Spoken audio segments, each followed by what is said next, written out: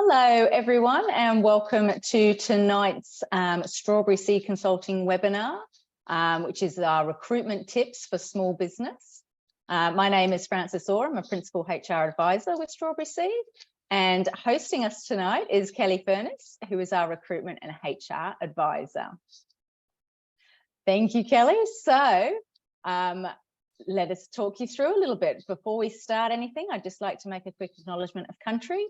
I acknowledge the traditional custodians of the land on which we are training from today and pay respect to elders past, present and emerging. We extend that respect to Aboriginal and Torres Strait Islander people here today. So a little bit about Strawberry Seed. Who are we? We are a small HR consultancy firm that was started by Carly Saw in the middle there in about 2013. We have just celebrated our 10-year anniversary, so that was very exciting. We are a bunch of HR professionals who work with small to medium businesses across the country. And I am now going to hand over to Kelly for the rest of the presentation. If you would like to ask any questions during, please do so using the Q&A or the chat function. We'll try and answer as we can. And we'll catch up again at the end. Thank you, Kelly. Thanks, Frances. Hi everyone, thank you for joining us tonight. What we'll be covering tonight, I'll be going over a broad overview of the best recruitment practices. Specifically tonight, what I'm going to be covering is the recruitment life cycle, the state of the market, which is hot on everyone's lips at the moment, common errors that we often see, key takeaways, what recruitment success looks like, and lastly, how can we help you? I won't be talking tonight specifically around the laws that govern employment, as we have got separate webinars on this. Okay, so getting right into it. What is a recruitment process? So the recruitment process is a recruitment life cycle, and it's made up of 4 key elements that cover planning, attraction, selection, and onboarding. And I'm going to take you through each of these steps tonight. The presentation's been set up to help people that are new to the recruitment process or don't have a lot of information about it, haven't done much before, or perhaps you're bringing on board your first staff member, as opposed to someone who has done a lot of recruiting before. So that's the process for tonight. Okay, so the first part of the recruitment lifestyle is the planning stage. The planning stage is all about understanding the needs of the role. And essentially, it's a job analysis. So what are you looking for? The first step in the planning process is your purpose. What's the purpose of the role? Why does it exist? And what need does it fulfill in your business? How does the job fit your business goals and your strategy? A good starting point is to identify the gaps and needs that are not being met by your existing roles. Step 2 in the planning process, looking at your responsibilities of the job. Here we want to know what the role entails. What are the key tasks? You should be setting out and listing the core requirements of the role, the core responsibilities, functions, and separate tasks of the role. This will then lead you into number 3 for the planning. What are your key capabilities? And what does the ideal candidate look like? Carly, our director, she likes to call this your magical unicorn. So capabilities make up the key competencies, the key skills of the role, what's required from a knowledge and experience perspective, and what are the qualifications that someone needs to be able to do the job. Sitting over top of all of this are the personal attributes to ensure a great fit with the business. And these are probably some of the key aspects. Team fit, cultural fit is so important. So you've gone through your purpose, your responsibilities, and your key capabilities. What's your outcome? You've got a great detailed job description. So how does that help us with the next step in the process? Second part of the recruitment life cycle, second stage is all about attracting candidates. And this is made up of 3 parts. Attraction is employer branding, the job description, and the job advertisement. So what is employer branding? Employer branding is what sets you apart from others in the market. A strong employer brand builds trust, attracts candidates, and retains talent. Your employer brand should highlight your company values, the culture, the work environment, and opportunities for growth for candidates. Think about it as, what are the qualities that would make someone want to work for your business? What attracts candidates and what motivates employees to stay with you? A good employer branding should be driven from your business goal, core values, and goals and purpose. This leads into the next start of the attraction phase, the job description. You already have this because you completed it in your planning stage. But why do we have a job description? Because it helps candidates understand what's required for the role. And it also differentiates you from employers in the market that don't have a job description. Leading into the third stage of the attraction cycle, and that's the job advertisement. So what do we recommend that you have for a job advertisement? It needs to be clear and concise, and it needs to highlight the responsibilities, skills, qualifications, and the personal attributes that you're looking for your business. It needs to include information about your culture and benefits, and this leads back to your employer branding. Have a time frame on the advert, either with a close-off date or a statement that says that you're going to be assessing resumes as they come in. So candidates have got an idea of some sort of time frame up front. We find that more information in the job advertisement helps candidates understand more about the role and helps them get a better feel for the business and a better feel for the company. We also recommend having an indicative salary range on an advert. Some clients don't like to do this, but all the research suggests, and a recent article on Seek said that 68% of candidates look for salary up front, and 73% of candidates find it frustrating when it's not included and can also stop them from applying for a role. The final part of a good advertisement is a cover letter. We always recommend asking for a cover letter, and often it's the cover letter that helps you learn a lot more about the candidate than just their resume. Often we find that candidates aren't so great at putting together a resume, but a cover letter will really set them apart and tell them a little bit more about yourself. So there's your attraction stage of the recruitment lifestyle: the employer branding, the job description, and the job advertisement. So how then do I get myself out there, and what resources do I need to be using for advertisements? So today, and in today's current market, using multiple sources is highly important to find great candidates.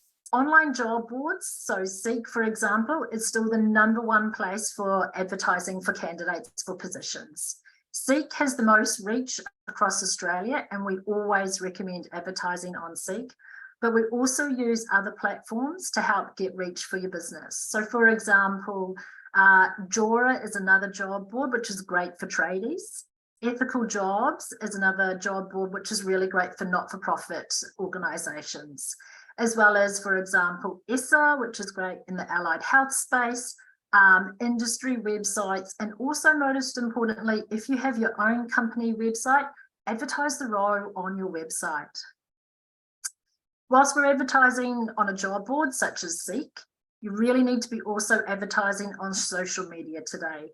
You need to advertise on your socials if you're on Instagram, Facebook, Twitter, Threads. If you're on them all from a company perspective, we recommend putting a link to the job advert as well. Job boards are great for active candidates who are seeking jobs actively in the market. Social media is really great for candidates who aren't openly looking. So for example, I might see friends or family see a job out there and I'll tag them because I know that they might be interested, and lo and behold, they might put their hand up even though they're not actively looking for a position. Also think about on Facebook, advertising in the local industry groups. So for example, if your business is located in an area that has a Facebook community job board, great to put it up there. And also if you are a client that is part of an industry Facebook group, for example, I've got some clients who are in speech pathology, and they often advertise for a speech therapist in their local Facebook speech groups.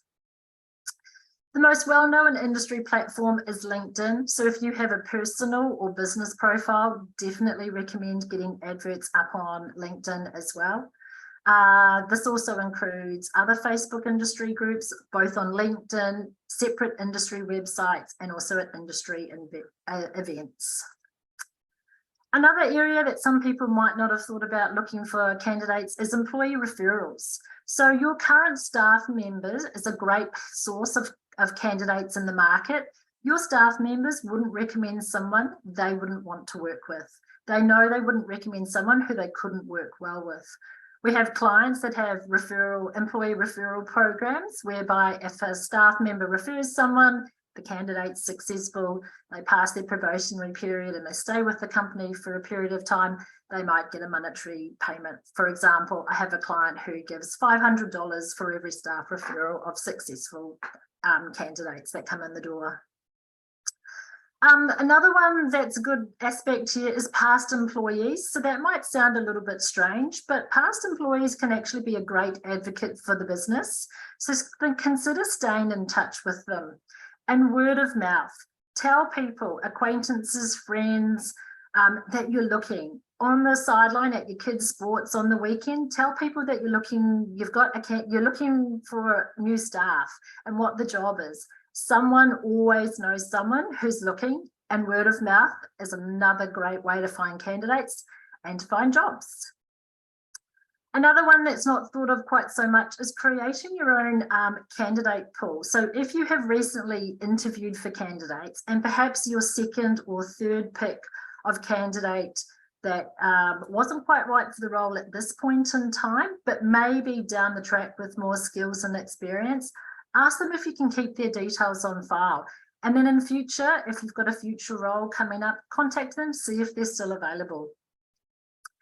Other things to consider are university career job websites, especially for new graduates, networking, both online and in-person events, and traditional recruitment agencies. So that's for permanent, temporary staff, labour hire, and also locums.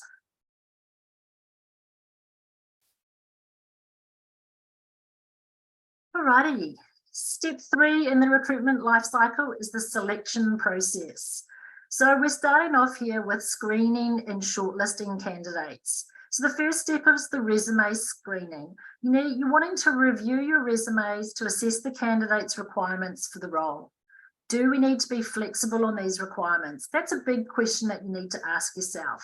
And can you look for transferable skills from people from different industries? What we like to say on this one is think about the 70% rule. Can the candidate do 70% of the job that's required, but what are the non-negotiables? And if they can do 70%, can we teach them the rest? So you have your original list of resumes that you've screened through, and then you want to shortlist that down for a phone screening. Phone screening is a great opportunity to have a short 5 to 10 minute, 15-minute conversation with candidates, asking them all the same questions. It's not a full interview question. It's about 5 or 6 general questions to get a feel for the person over the phone and how they sell themselves. And I typically ask, what's your motivation for applying? What makes you the great candidate for this particular role? What's your salary expectations? What's your notice period? And also going through their work history. And what I'm trying to find out when I'm speaking to someone on the phone is, what's their personality? Can I feel the warmth and customer service through the phone when I'm talking to someone? What's really important with the phone screening is ensuring all the candidates are asked the same questions, but you're not doing a full-on interview. It's 10 to 15 minutes just to get a feel for the person. From your initial phone screening shortlist, you then want to cull that down to a revised shortlist of who you want to bring in for an interview. So the interviews.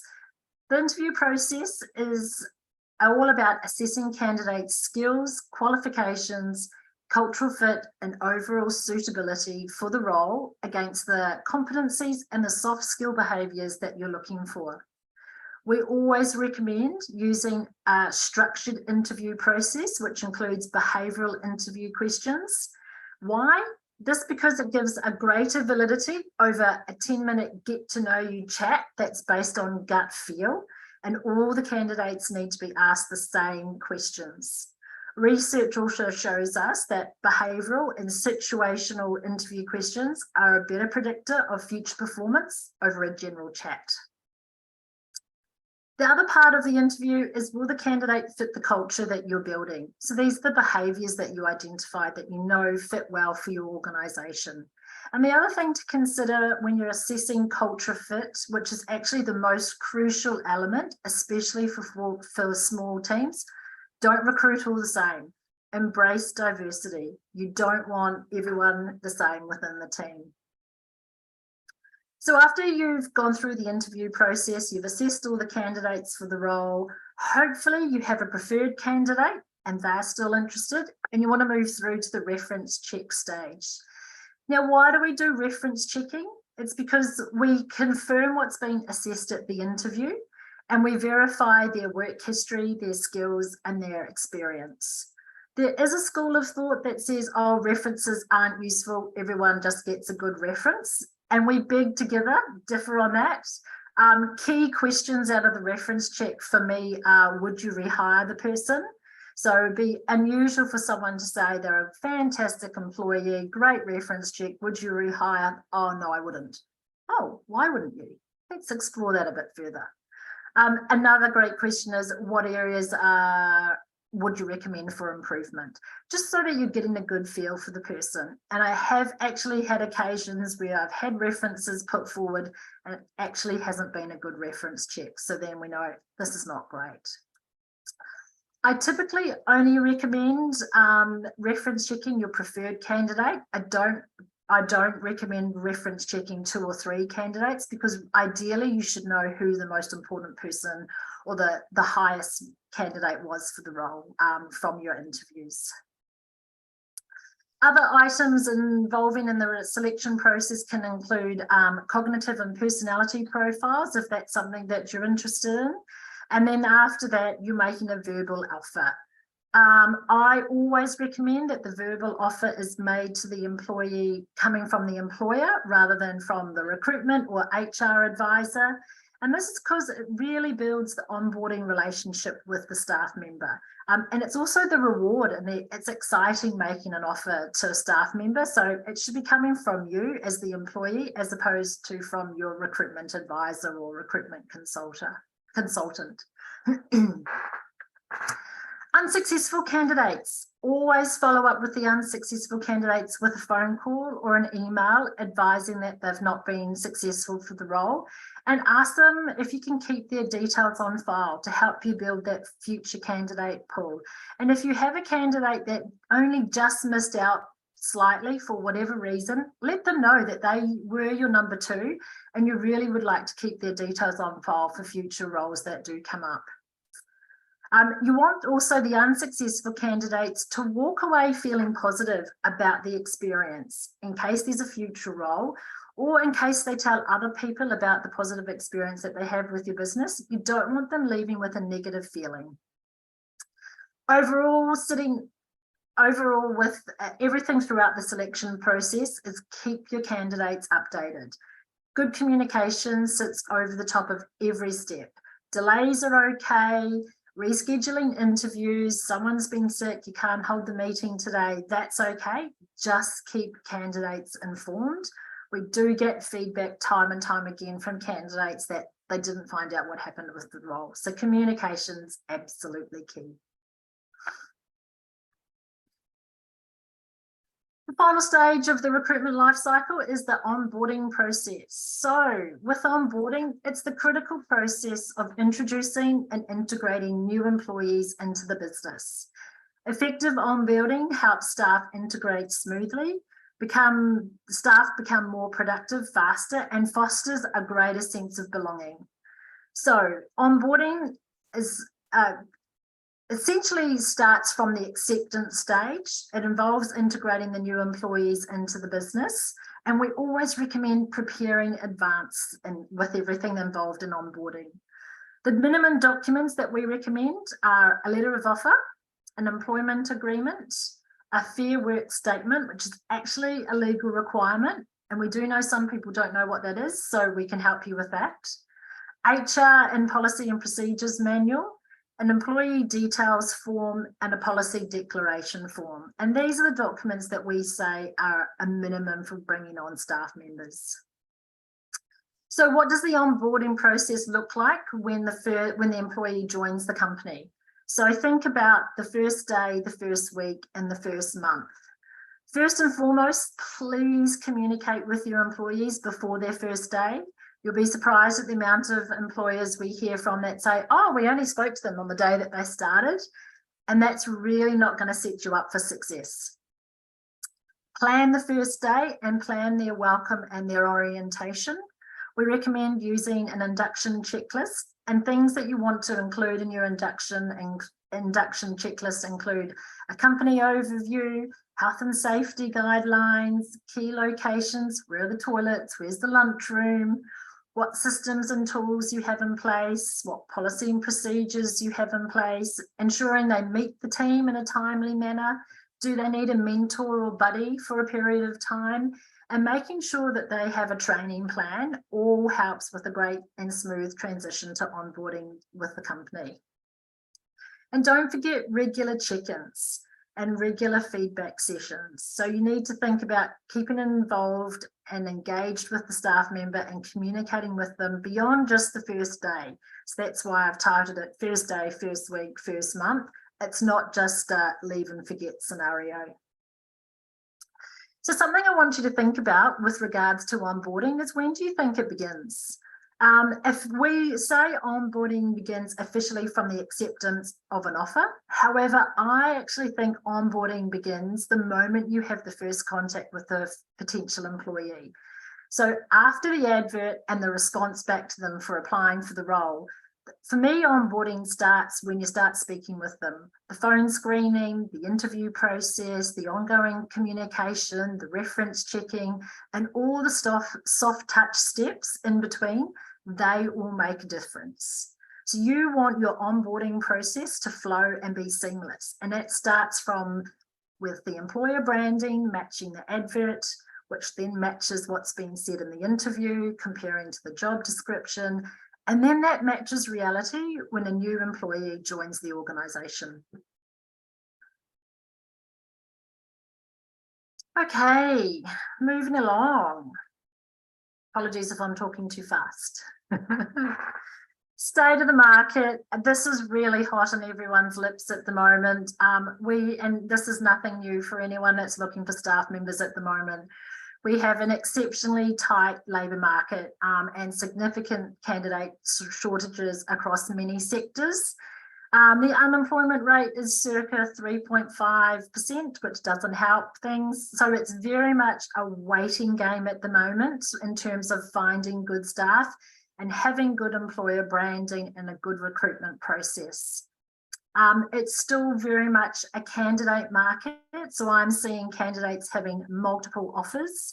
I was helping a client look for a receptionist a couple of weeks ago. We had fantastic response. I had 120 applications that I was reviewing. We got down to a short list with the phone screening, and we actually had 4 great candidates pull out within the space of 3 days just because they had multiple offers. So it's very much a candidate market at the moment. Lack of supply also because candidates aren't moving based on what's going on with the economic environment, and also based on what's happened with COVID. We've seen a lot of candidates go out on their own and set up themselves for business, especially tradies and especially in the allied health area. Also difficulties in returning to work back in the office. So we've got an increase in remote and flexible working arrangements after COVID. If that's not something that you're able to offer at the moment, and a candidate already has that with their current employer, they're less likely to move. The allied health shortages that we're seeing for candidates across the market are especially high in the psychology space. Speech therapists, occupational therapists, physiotherapists, and exercise physiologists. I've got a number of clients looking for those candidates at the moment, and I must admit, we're struggling. So it's about doing things a little bit differently. And like I said previously, really need to use multiple sources for every time you're recruiting. Alrighty, so what's new and what's the recent trends and the most recent research? Obviously, increased use of social media. This doesn't mean you need to do a TikTok advertisement, but it does mean that you need, if you've got socials for your company, you do need to get your job adverts on there. A recent Seek survey said that 91% of recruiters use social media to source their candidates. There's a rise of AI. AI is all the rage at the moment. It's probably not something that I'm seeing for small businesses, but definitely in the corporate world, there is a large, the use of AI is happening in the automation process. What sets people apart is their employee well-being. So that's the differentiator between businesses attracting talent. So well-being's no longer just what money is all about for the role. You need to be paying market rates, of course, but companies that get the human element right do far better. And the human element is about trust and relationships. So employee well-being is a really big differentiator in the market with good employers. You need to be open to other options. Consider alternatives. So for example, can the role be done part-time? Can a job share arrangement be considered? Can you have flexibility with your start and finish times? Can you consider some form of hybrid working? Are you looking at different candidates? So returning parents to the workforce, offering flexible working hours. And what about retirees? Bunnings have done fantastically well with their grey army. So not discriminating, but what they've found is retirees left their role, retired, and then they discovered, actually, I'd love to come back and just do something a couple of days per week. And they've had a great success in recruiting older workers. And with retirement age increasing, it's something to really consider. There's a wealth of experience out there. Other information that we get in the market is from our candidate feedback. So what are the detractors for candidates with applying for roles? Key things we often hear from candidates who have gone through a poor process include a lack of communication, a lack of flexibility, whether that just be across the interview process or the actual job ad, and a real disconnect between the advert, the interview, and what actually reality is like once they start with employer. That flexibility from an interview perspective, that's all about, can you do your interviews outside general work hours? Because quite often these candidates are working themselves, trying to get out for an interview at lunchtime is not always possible. Could you do it before work, after work? Just a little bit of flexibility there. From a candidate perspective, what they are assessing, they're looking at, why would I want to work for you? And the assessment goes both ways. You're assessing whether they are a good fit for your organisation as much as the candidate's assessing you and whether they think they're a good fit for you as well. And it's the soft touch items that can make a big difference. This is good communication, being organised, flexibility around work interviews, and like I said before, open communication throughout the whole process. So in terms of the market, the biggest takeaway for here is just really trying to rethink what you're offering apart from the money side of things. It's that hybrid working, that flexibility. And remember that candidates do their research as well. They will look for information about your business, how you're going, and what the feedback is from your clients, from your staff, and how your employees are treated. Okay, common recruitment errors that we hear about time and time again, or that we see. Lack of planning. So don't leave recruitment to the last minute. For example, if you know someone's going on maternity leave, you might know this for 6, 7, 8, maybe 9 months. Candidates need notice. I don't recommend recruiting in the final 8th month of someone's maternity leave because we won't find someone, or you won't find someone in a timely manner. And then candidates also need to give 1, 2, 4, or sometimes more notice. Vague or unrealistic job descriptions don't help, and we get that time again. A lack of information about what's in the job advertisement. A 4-line advert won't do as well as a well set out advert that's got 5 or 6 paragraphs. And if you're using Seek for your adverts, Seek have a template that you can use and will step you through it. If you're using Strawberry Seed for your recruitment, we will help you write it. Another common error, not using social media. So if we advertise for any of our clients, they go on our Facebook, our Instagram, and our LinkedIn profiles for Strawberry Seed Consulting. We also recommend the clients put that on their profiles as well. If you're doing the recruitment yourself, you do need to have your adverts on all social media. Not utilising your employer branding or not having an employer branding. Rushing the process. It's not about bums on seats. This will lead to issues down the track, and then you'll need us to help you exit someone from the organisation. So I know with the crucial candidate market at the moment, people think we just need to hire fast, we just need to get someone in to do the job. We often see when we're recruiting in that framework, it just doesn't work out down the track. So it's in the long run, it's probably more painful. Unstructured interviews that I mentioned before, a 10-minute interview to get to know someone's not a good indicator of their future predictor of behaviour and performance in the role. So we always recommend structured interviews. And not assessing soft skills. So team fit is key, especially for small businesses. You can teach the doing, but you can't teach the team.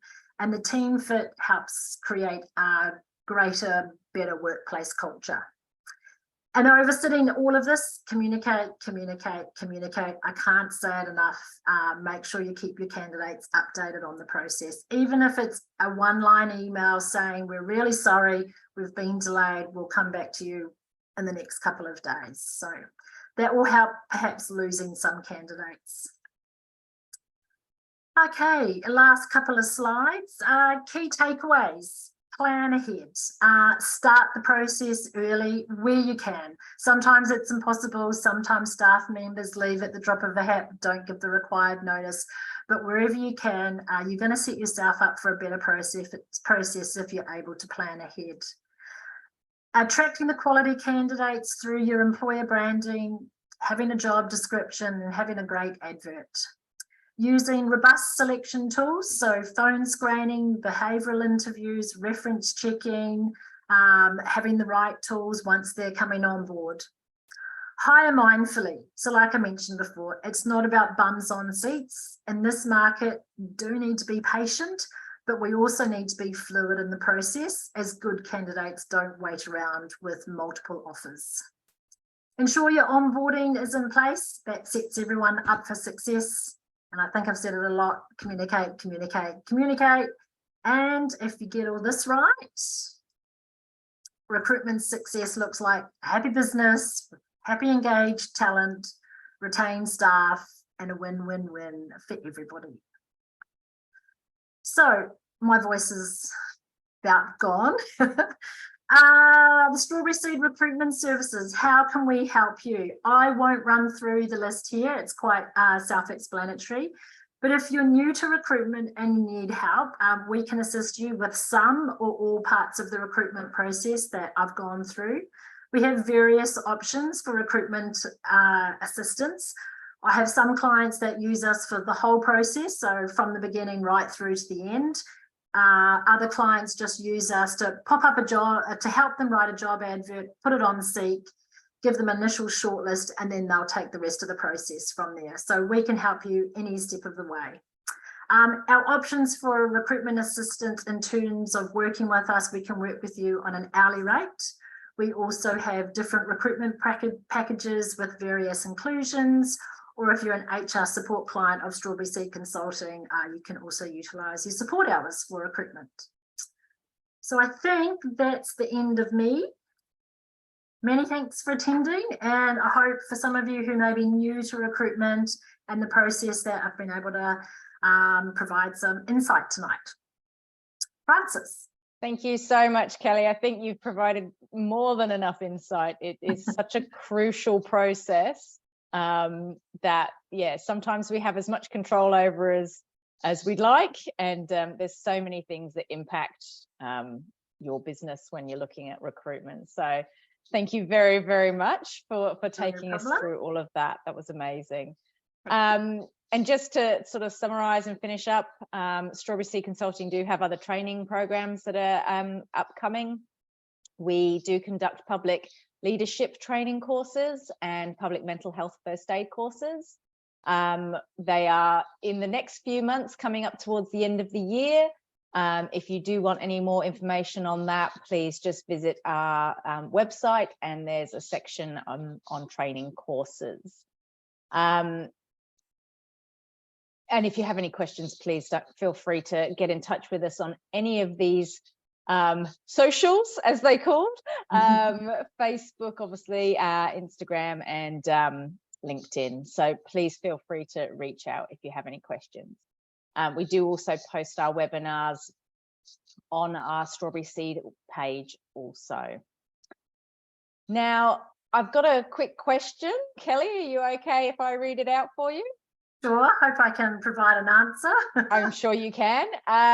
What happens if someone has tried all platforms to recruit a psychologist? However, they just don't get any suitable candidates? Is there any other options that they can try?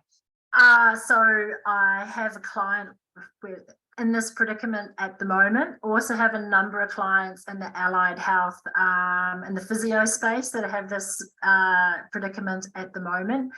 It's probably about being patient. I would re-advertise the role.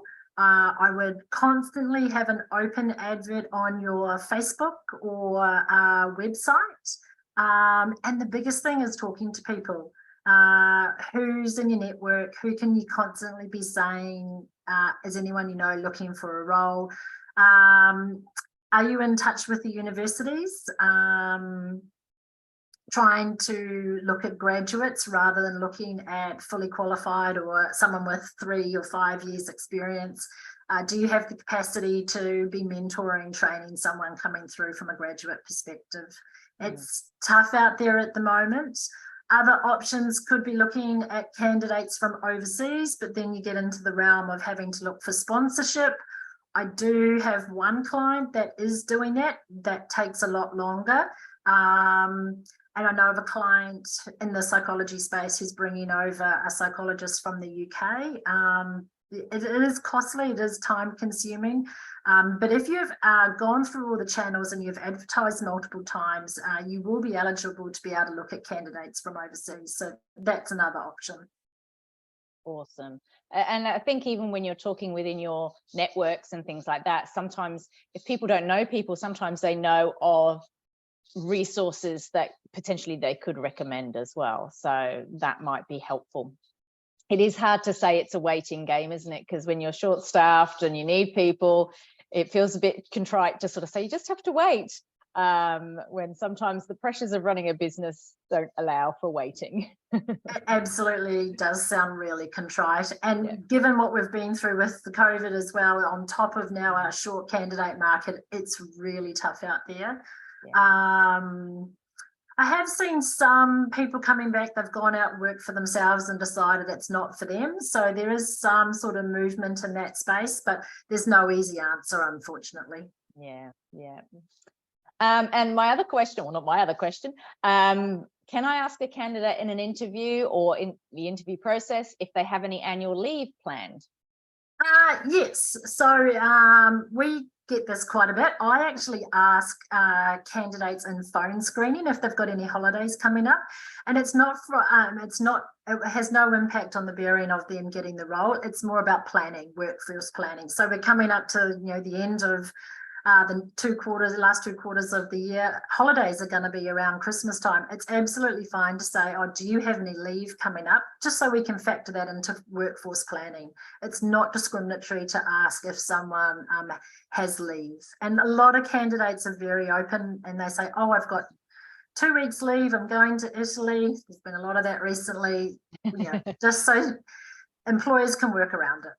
Yeah, absolutely. And I think I know from my own experience, I've had holidays booked well in advance, and I've changed jobs. So yeah, like you say, it's not necessarily a discriminatory element. It's just being able to plan for when they can start, or if they need to take time off once they have started. Exactly. I think it also comes back to as well, if they'll have enough accrued and what they'll do if they don't have enough accrued. It might roll into unpaid leave and things like that. So yes, absolutely, that's awesome. Do we have any other questions from the audience at all? Not seeing any come through. What we will do is we will post this onto the Strawberry Seed website. So please let anyone else who might be interested in this know that it's there and will be available for viewing in the next few days. Otherwise, we wish you all a very nice evening, what is left, and please feel free to touch base with us on any of those formats if you've got any questions or queries, or if you'd like Kelly to help you with your recruitment. Wonderful. Thanks, Frances. Thanks, everybody. Thanks, Kelly. Have a lovely night, everyone. Bye. Bye.